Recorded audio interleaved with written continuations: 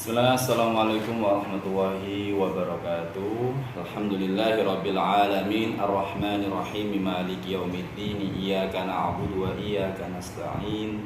Ihdinas siratal mustaqim, siratal ladzina an'amta 'alaihim ghairil maghdubi 'alaihim waladdallin. Alhamdulillahirabbil alamin. Segala puja dan puji hanya milik Allah Subhanahu wa taala. Salawat serta salam senantiasa tercurahkan kepada Nabi kita Muhammad SAW, kepada keluarga beliau, sahabat beliau, dan pengikut beliau yang masih senantiasa istiqomah di atas ajaran beliau hingga yaumul kiamah kelak.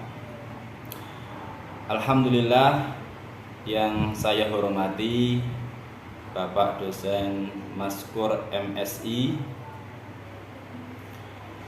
dan yang saya hormati teman-teman sekalian. Alhamdulillah, untuk kesempatan kali ini saya Rian Al-Fadullah akan sedikit menyampaikan terkait dengan makalah kuliah fikih, yang mana pertama yang saya sampaikan yaitu mengenai definisi ilmu fikih. Ilmu fikih adalah salah satu disiplin ilmu yang sangat penting kedudukannya dalam kehidupan umat Islam. Adapun sejarah dari ilmu fikih yaitu mengenai tentang awal mula sepeninggalnya Nabi Muhammad SAW, ilmu fikih semakin berkembang seiring dengan timbulnya permasalahan-permasalahan yang muncul pada zaman, namun membutuhkan sebuah hukum melalui jalan istimbat. Setiap satu permasalahan memiliki ratusan solusi yang berbeda dari setiap ulama. Adapun sumber-sumber dari hukum fikih yaitu diambil langsung dari Al-Quran dan Sunnah Nabi Muhammad SAW, ijma, kemudian qiyas. Adapun periode perkembangan dari ilmu fikih mulai pada zamannya Nabi Muhammad SAW, kemudian periode selanjutnya yaitu para sahabat, kemudian dilanjutkan lagi periode tabi'ut tabi'in, kemudian sampai periode taklid.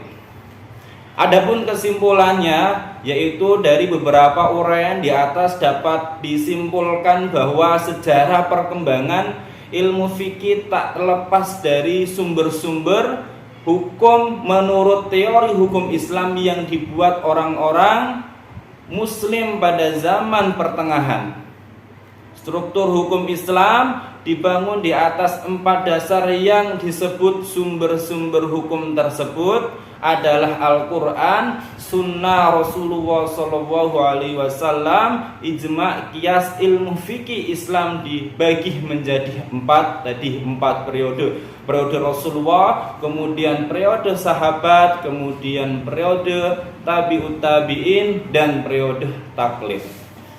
Baik, itu mengenai tentang ilmu fikih. Kemudian pengertian ilmu fikih ibadah. Pengertian dari ilmu fikih ibadah secara bahasa atau secara kata, fikih dapat diartikan al-ilm, artinya ilmu, dan al-faham artinya memahamkan. Jadi fikih dapat dijadikan ilmu yang mendalam. Secara istilah, fikih adalah ilmu yang menerangkan tentang hukum-hukum syar'i yang berkaitan dengan perbuatan para mukallaf yang dikeluarkan dari dalil-dalilnya yang terperinci. Mukallaf itu apa? Mukallaf adalah orang yang layak dibebani dengan kewajiban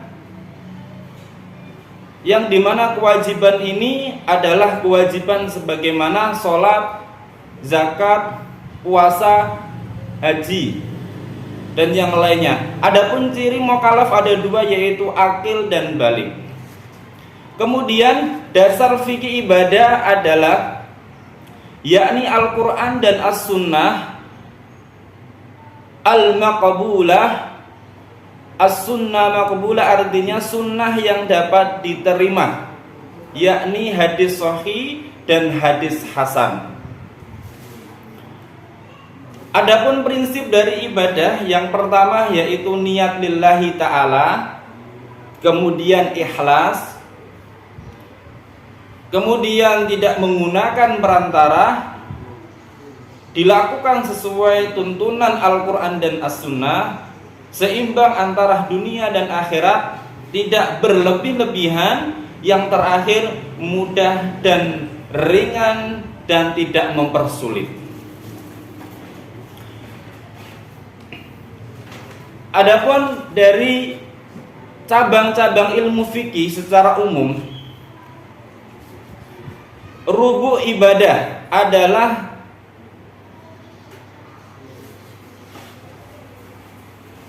tentunya bersuci yang pertama kali, karena suci adalah syarat utama untuk menjalankan ibadah. Sebenarnya ibadah itu hanya dua saja, yaitu mengerjakan segala perintah dan meninggalkan segala larangan. Namun tata cara melaksanakan ibadah yaitu tentang syarat sah sholat, syarat sah puasa, syarat sah zakat, dan juga syarat sah haji. Maka dari itu kita harus memahami tentang ilmu fikih. Yang selanjutnya yaitu rubu' muamalah. Dalam hal kedua ini, belajar rubu' muamalah agar kita paham bagaimana cara mencari nafkah yang halal. Karena di sini kita akan diajari tentang jual beli, tentang syarat ijab dan qabul, juga tentang kejelasan barang yang diperjualbelikan. Kemudian yang selanjutnya yaitu rubu' munakahat. Di sini diajarkan tentang bagaimana syarat sah nikah, bagaimana syarat sah talak, rujuk, fasa, dan lainnya. Jadi ilmu ini harus kita pahami agar kita paham syarat sah nikah, syarat sah menjadi saksi, syarat sah menjadi wali, dan yang lainnya. Adapun cabang ilmu fikih menurut berbagai pendapat, yaitu hukum-hukum yang berkaitan dengan ibadah kepada Allah, hukum-hukum yang berkaitan dengan masalah keluarga, dan hukum-hukum yang berkaitan dengan perbuatan manusia, dan hubungan untuk fikih muamalah, hukum-hukum yang berkaitan dengan kewajiban pemimpin, yang selanjutnya hukum-hukum yang berkaitan dengan hukum pelaku kejahatan, berikutnya hukum-hukum yang mengatur hubungan negara Islam dan negara yang lain, yang terakhir yaitu hukum-hukum yang berkaitan dengan akhlak baik ataupun akhlak buruk. Alhamdulillah, dari beberapa ringkasan yang saya sampaikan semoga bisa bermanfaat. Kurang lebihnya saya mohon maaf bila ada salah kata atau salah dalam pengucapan. Akhirul kalam walhamdulillah. Waalaikumsalam warahmatullahi wabarakatuh.